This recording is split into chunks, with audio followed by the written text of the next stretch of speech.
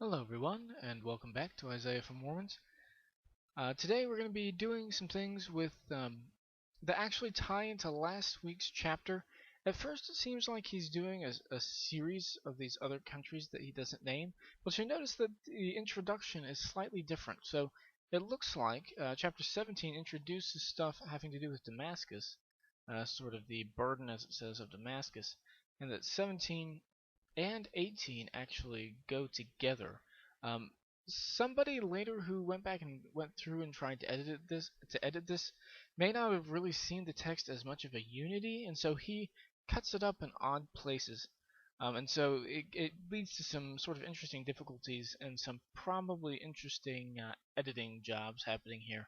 But I think, since we know this editor's MO from the Book of Mormon, I think we can try to kind of reconstruct more what it's going to look like, or what it should look like, what the original may have looked like. One thing I wanted to bring up is that when we talk about the Dead Sea Scrolls, and I do use that a lot in this, um, I should mention that it isn't necessarily always the best. Um, you would think, well, it's the oldest, so why is it not the best? And I think I mentioned this before, but I think it's useful to bring it up. That in the very same cave that this Isaiah scroll was found in, right next to it, there was another copy of Isaiah, not as big, but a smaller fragmentary copy of Isaiah, and it actually was different. It was a lot like what we have today in the sort of standard Hebrew Bible. These appear to have been from around the same time, literally right next to each other. So why the difference, right? And that's a very difficult question to answer, and that starts to get very complicated. But I think the short answer is that these texts would have edits that would happen over time, and some people would like the edits and some people would not. So some people would keep the edits in some versions, and others would also keep the older version. So it's not like this is something that happens in perfect chronological order. You have sort of edited versions and regular versions existing side by side for a huge period of time, and some of them are so edited that it's like rewritten scripture. Some of them are very different. These different versions of the same books floating around side by side at the same time. And so that's one thing that we see during the Dead Sea Scrolls period. So that's why I definitely use it, because I do think it's old. It is the oldest that we have, but the issue is complicated. Is that an updated version? Some people think that the Isaiah Scroll is an updated version of Isaiah to match their language. There's some evidence for that, actually, just in the last chapter. Um, Instead of Damascus, it's Dramascus with an R, and if I remember correctly, that was how they pronounced it in the community at the time. So there is some updating that appears to be happening. So can we trust that? Well, sometimes, but sometimes also the Greek is useful. I've talked about this before, but sometimes the Greek is useful because they may have translated it into Greek based on an even older version of the Hebrew, and so there are times when the Greek preserves things that we don't have in either of the Hebrew versions. So once again, it's a little messy, but between the three versions we have, as well as kind of going with our gut based on some things from the Book of Mormon, how this editor works, we can reconstruct what's going on. So, that being said, I would like to go back to something I talked about in chapter 17, because I think there was a little bit of an editing job happening here, because he didn't understand how the text was supposed to be divided. We really, I think, should see chapter 17 and 18 as a unity, and so I'd like to talk about that today and explain um, how people might have made that mistake. So here at the end of 17, it says, "Woe to the multitude of many people which make a noise like the noise of the seas, and to the rushing of nations that make a rushing like the rushing of mighty waters." Now, this it looks like he's starting with another condemnation against the nations, right? All these sort of polemics he's tossing out against all these other countries. That's what it looks like initially. But what's odd about it is the word woe. Usually it says the burden of such and such when he's starting off a new, roasting a new country. But here it just says, woe to the multitude of many people. And I don't think that we should perhaps translate that woe We see that at the beginning of the next chapter, chapter 18, that it's more like hello. It's more like a greeting rather than pronouncing woe. And when we see that, I think we can see this whole two chapter section, 17 and 18, as a unity. So he's talking about Syria and that whole area, and that the Assyrians are going to come in and take everybody out, right? And he uses a lot of agricultural imagery, harvesting, and it's going to be like the gleaning grapes that are left, right? You shake the olives out of the olive tree, but you can't get the last couple, so you don't worry about it and you move on. And that's what the area is going to be like, right? So he's continuously using all this agricultural imagery. And then in 12, you kind of wonder what's going on. Well, I think what has happened is a later editor has not understood what was going on. I think it's very likely, I think 17 and 18 may have originally been a unity, but our editor going through did not really understand that, so he tried to cut it up. So look at, once again, this is one thing that's very important with Isaiah. Sister Ann Matson, who I used to work for many years, would say, let the metaphor speak to you. In other words, sometimes we get hung up on vocabulary, and that's maybe not correct. Small words and phrases may be changed. We know that because we know that's how this editor works. So, look for the whole picture Isaiah is trying to paint for you with the bulk of his words. Follow that metaphor, follow the mental picture through the text, and that will help to guide you, keep you from getting thrown off when you get strange insertions thrown into the text. So here he continues with all this agricultural imagery in Isaiah 17. And then in 12 it says, woe to the multitude of many people, but I would maybe say, hello. Hi, hey there, multitude of many people, which make a noise like the noise of the seas, and the rushing of nations that make a rushing like the rushing of mighty waters. The nations shall rush like the rushing of many waters, but, and then it says, they will be rebuked.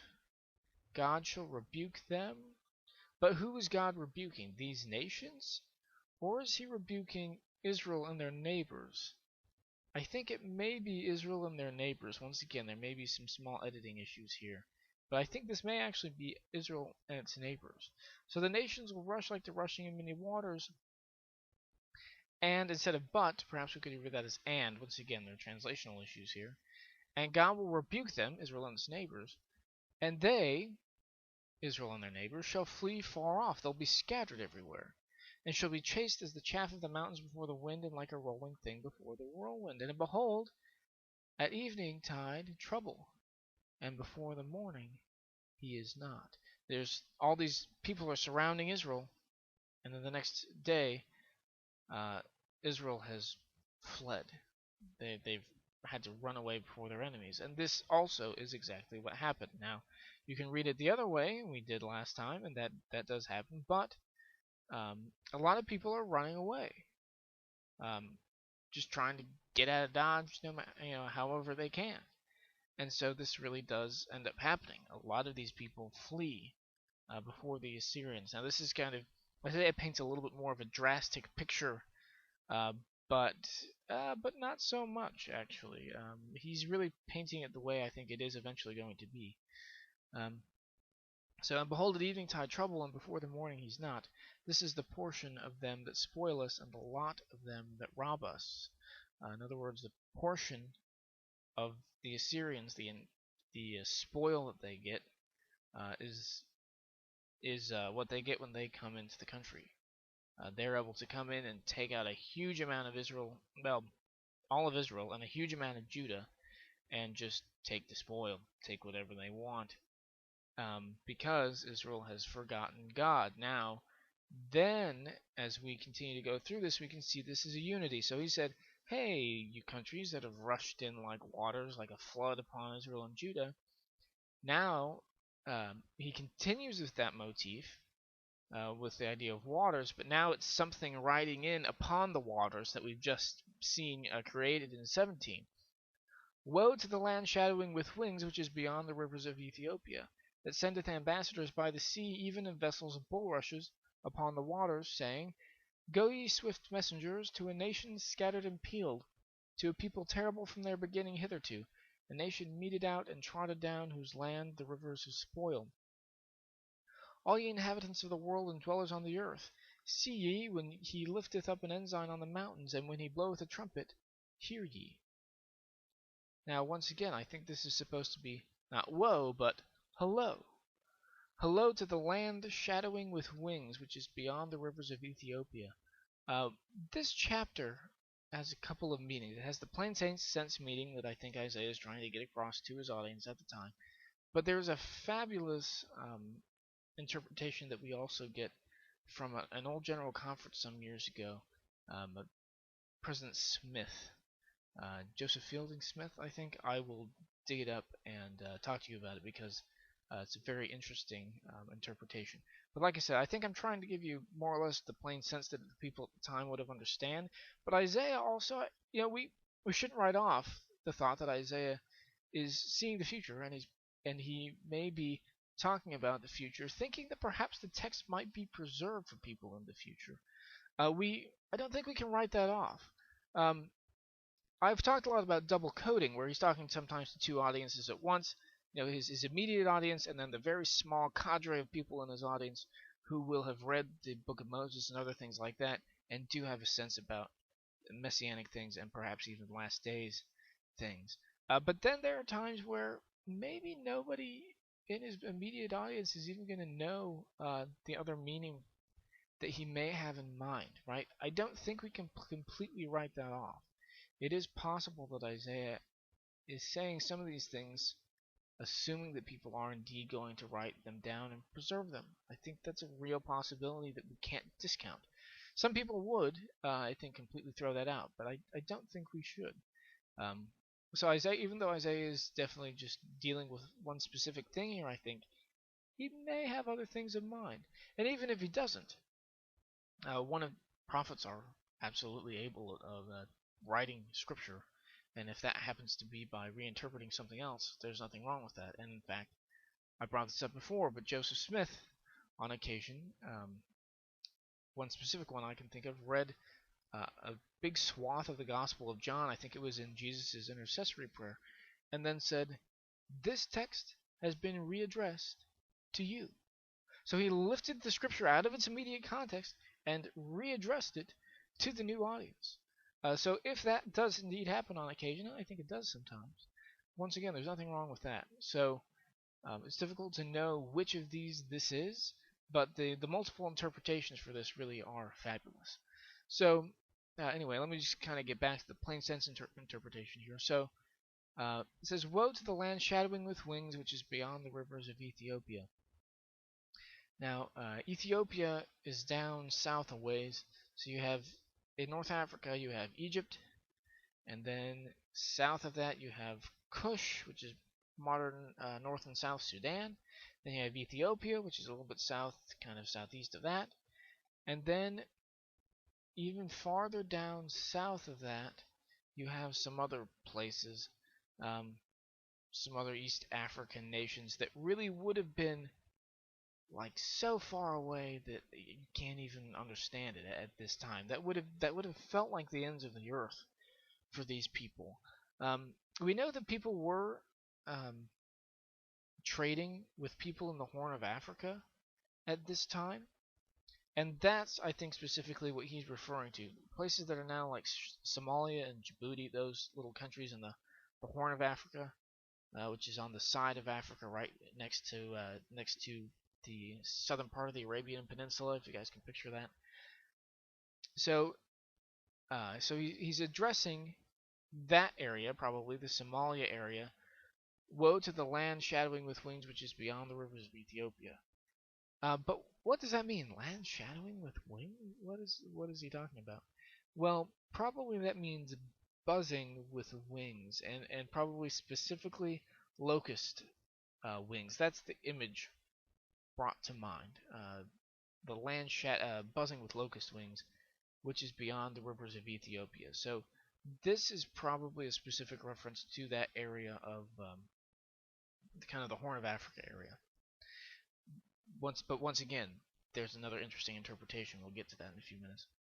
that sendeth ambassadors by the sea. So this area, Horn of Africa area, and the locust image is interesting. Once again, this should, I think, be a unity. He's depicting, he's just been talking about all this harvest imagery, and now he's depicting all these, almost like these locusts now descending on the grain during harvest time. That's the idea. Just as locusts descend on the grain during harvest time and the crops during harvest time, so these other countries will come in and sort of descend upon Israel and specifically upon Judah. So he says hi to this place, probably in the Horn of Africa area, based on this next verse, that sendeth ambassadors by the sea, even in vessels of bulrushes upon the water, saying, Go ye swift messengers to a nation scattered and peeled, and to a people terrible from their beginning hitherto, a nation meted out and trodden down, whose land the rivers have spoiled. So here,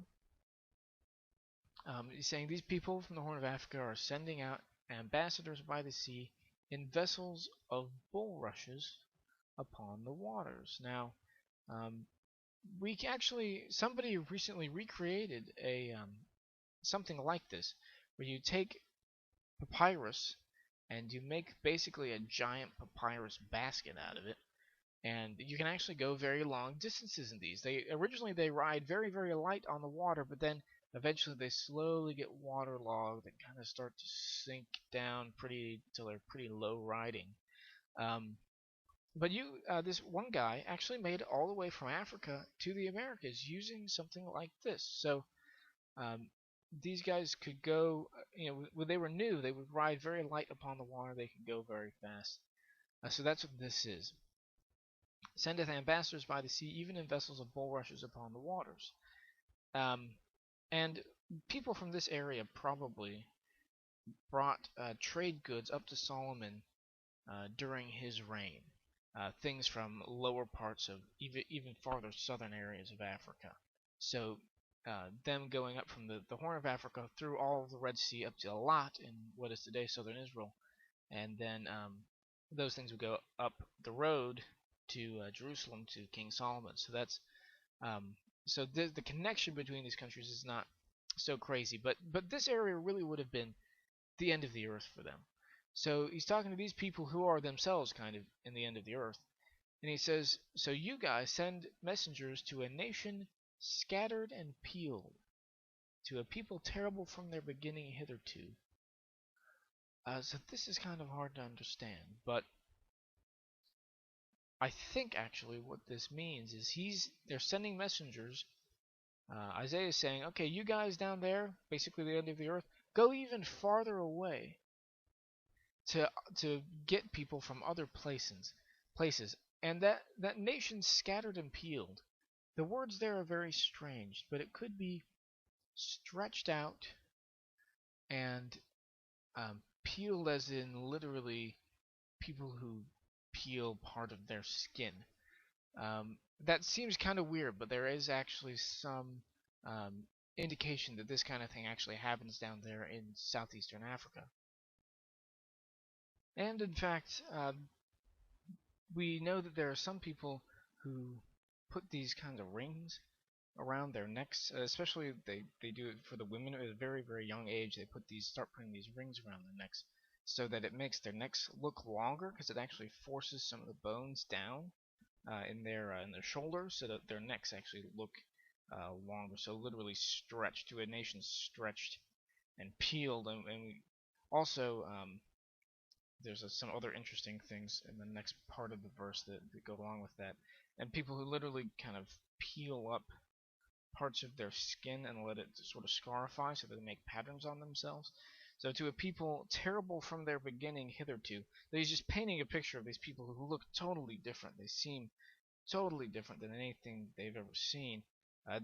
Painting them as just about as foreign as you can imagine.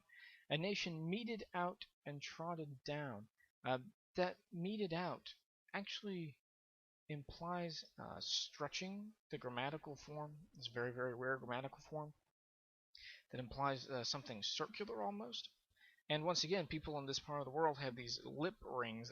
They cut into their lower lip and they put this big plate in it and slowly stretch out the lip. kind of a grotesque image, but and once again, this is not stuff that we just see today. There's archaeological evidence and archaeological evidence in the form of objects and also images from the ancient world that show people have been doing this for a pretty long time. So meted out, literally stretched in a circle, presumably that lower lip thing, and trodden down.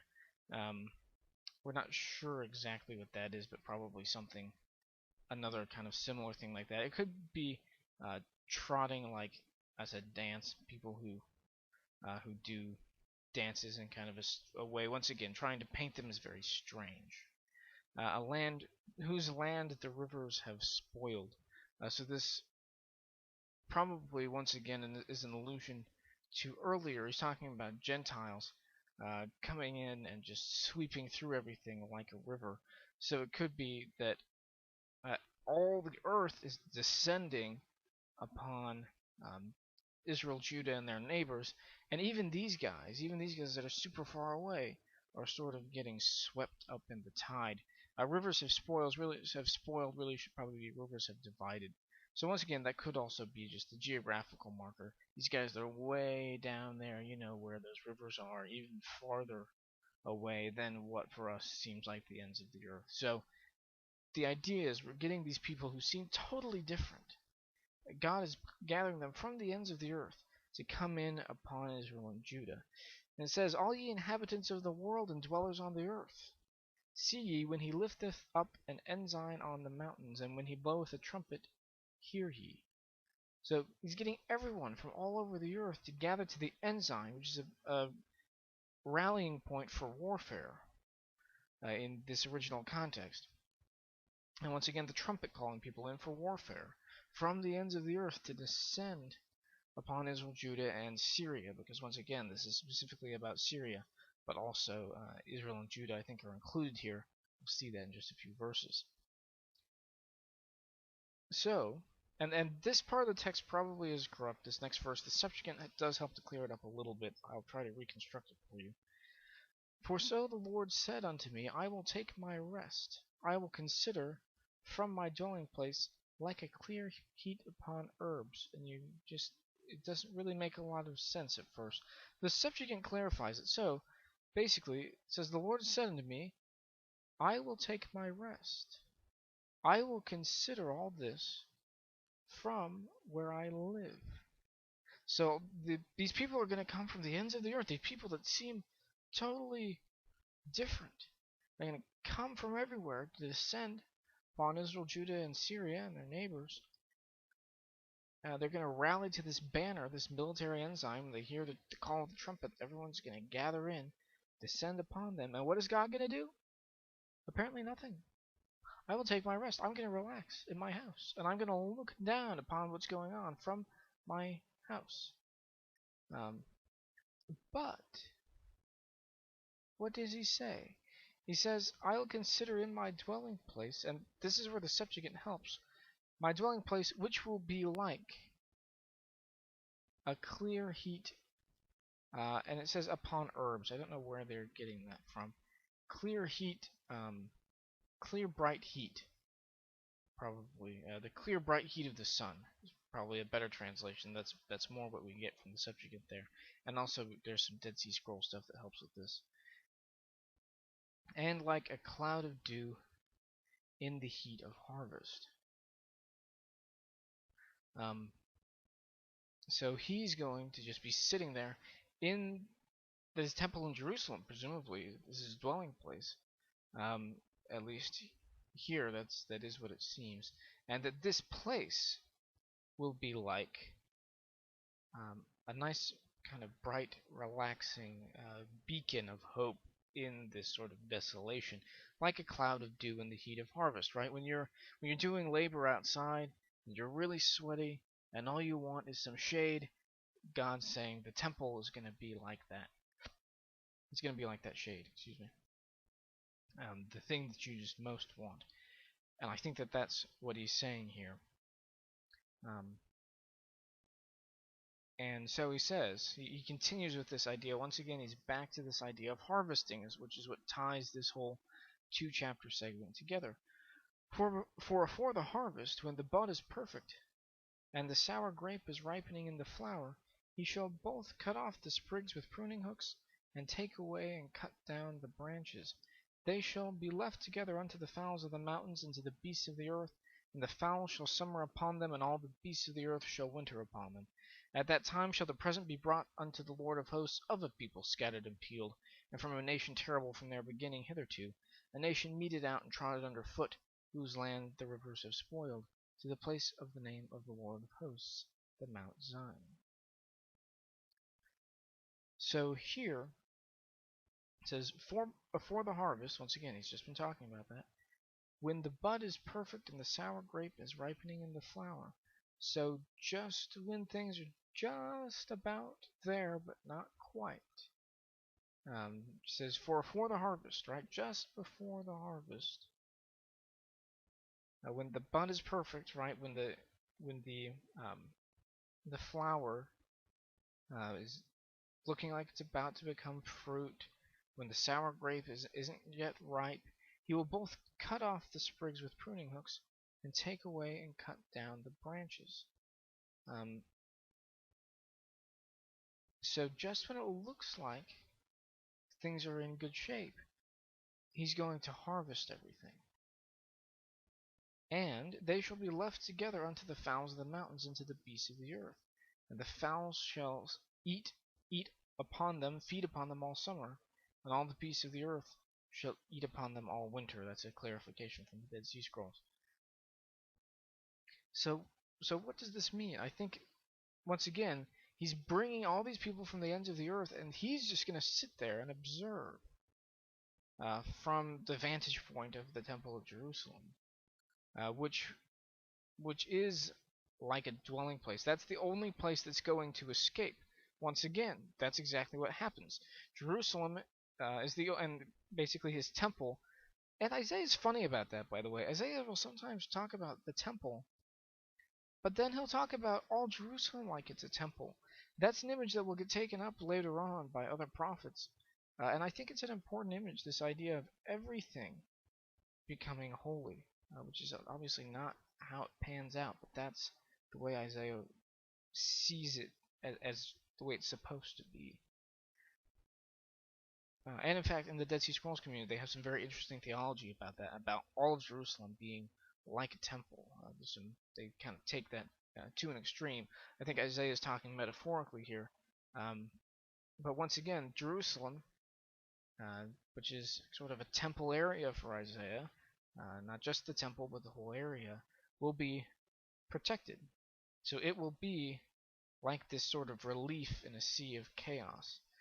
So everything else, these people from the ends of the earth and the Assyrians and everybody else are all going to come in and sort of harvest Israel and Judah, just as things look like just before they're ripe, and presumably ripe in iniquity is the implication, I think. He's going to harvest everything and leave them unto the fowls of the mountains and the beasts of the earth. Now, metaphorically, I think this is leaving them for other nations to come in and scramble down upon them and take bits and pieces of the countries. Sure, but also hyperliterally, the bodies of these people are going to be strewn around the fields and through the cities, and very literally, it would have been enough to feed the beasts of the field all winter and the fowls all summer, the vultures all summer long, right? It's a very grim image. They usually talk about dogs and carrion birds in the Old Testament as sort of cleaning up bodies, and that definitely seems to be the very strong implication here, as sort of a double meaning of that verse. And so it's a very sort of grim picture. But then what's going to happen? Is in that time shall the present, and that present almost certainly is offering. So the offering will be brought unto the Lord of hosts. From who? From this people scattered and peeled, from the people terrible from their beginning hitherto, a nation meted out, or stretched out and trodden under foot. These people depicted as these total savages They say, well, not so savage now, are they? They're going to come up and bring offerings to the Jerusalem temple. They're going to bring it to the place of the name of the Lord of hosts, the Mount Zion. So I think that's why part of this chapter was edited, because it would have been very, very uncomfortable for these people to realize what Isaiah is saying. Once again, Isaiah is comfortable with a little bit of what other people might call heresy at the time.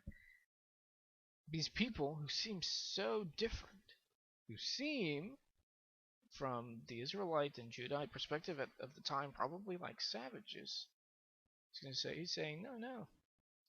These people, even these people who seem so different than you, are better than you if you don't repent. And they will come up to the worship in the temple in Jerusalem if you guys don't shape up.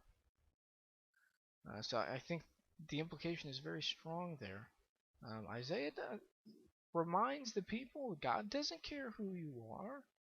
He cares what you do. He doesn't care what you look like, how many seemingly kind of odd piercings or whatever you have. You peel your skin up and stretch your lip out. He doesn't care. He cares about what you do. If these people do well and repent, they'll bring up offerings to the temple at Jerusalem. And you guys won't. Because you'll be wiped out. So, once again, Isaiah, very iconoclastic. And once again, I think they were trying to separate these chapters because that's a very uncomfortable implication. But when you look at the agricultural themes that run through both chapters, I think this is kind of the conclusion we need to come to, that this is what he's talking about. And this fits with a lot of the rest of what Isaiah has to say. And quite frankly, this banner is going to get taken up by the New Testament authors. That, well, was it John the Baptist, I think, who says, I can raise up of these stones children unto Abraham. And what are you talking about lineage for? God doesn't care about lineage. He cares about behavior. And I think that's really what Isaiah is trying to bring home to us. So this would have been very uncomfortable for his audience. And it should be a little uncomfortable for us. We should be, fidgeting about this a little bit. We should be a little bit uncomfortable, I think, about the implications. It should cause us, I think, to look at ourselves a little bit more carefully and say, am I acting the way that I'm supposed to act? Maybe I seem a little bit rough around the edges. That's okay. But where's my heart? How am I actually acting? Maybe Isaiah is saying it doesn't matter how strange or different you look, and I think that is what he's saying. It's not how different you seem that matters, it's your behavior that matters.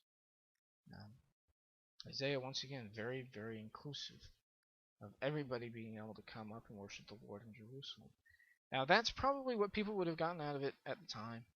Isaiah is delivering this, but there's a fantastic sort of extra information given about this through modern revelation, which I will now move on to. So, I think I got it a little bit wrong before. It was not only Joseph Fielding Smith who talked about this point I'm just about to bring up, but also Hiram Smith talked about how this can also be applied to the Americas, this chapter. For example, land shadowed by wings. He says when you think about the Americas, literally, North and South America, if you're going to turn on its side, looks like two giant wings sort of coming out from the Panama Canal area, right? Also, eagles, eagles are the national symbol of the U.S. and Mexico, right? Remember on the Mexico flag, birds being, as symbols, national symbols. It's beyond. America is obviously beyond the rivers of Ethiopia. You have to go. Well, it's far beyond it, right? You have to go all the way down around the Cape of Good Hope, right, and then back up to the Americas. Also, it talks about sort of the ensign, and once again, in Isaiah's time, this would have been an ensign gathering people for battle, but the Book of Mormon and modern day Revelation turn that image on its head and talk about this ensign gathering people who are not warriors, but who are peacefully gathering. Now, they aren't descending to split up the spoil of Israel and Judah, they're gathering to Zion in a peaceful way. So sort of taking this image and turning it on its head. And once again, that works very well. This idea of these people coming from all over the world to sort of worship the Lord, and specifically coming from the Americas, which is when the church was restored. It was restored from the United States. So once again, there are lots of interesting things that could identify this as being not just about the Horn of Africa, but also about the Americas. So anyway, once again, kind of an interesting interpretation here that we get from this chapter. But either way, really, we see the idea of people coming from the ends of the earth, literally these people that are so seemingly savage, so different, painted as those other guys, right? And taking these people from the ends of the earth and having them come up to Jerusalem to worship the Lord in the temple. This is just very uncomfortable for people at the time, very iconoclastic. And when you think about it, almost it would be today like going in and saying, getting up in sacrament meeting and saying, if you guys don't repent, a bunch of guys from Central Asia and North Africa and the Middle East are going to come and worship in the temple instead of you guys. They're going to wipe you out and come worship at the temple. That would seem so kind of upsetting to us. But that's really what Isaiah is saying. And quite frankly, you could get up and say that, right? We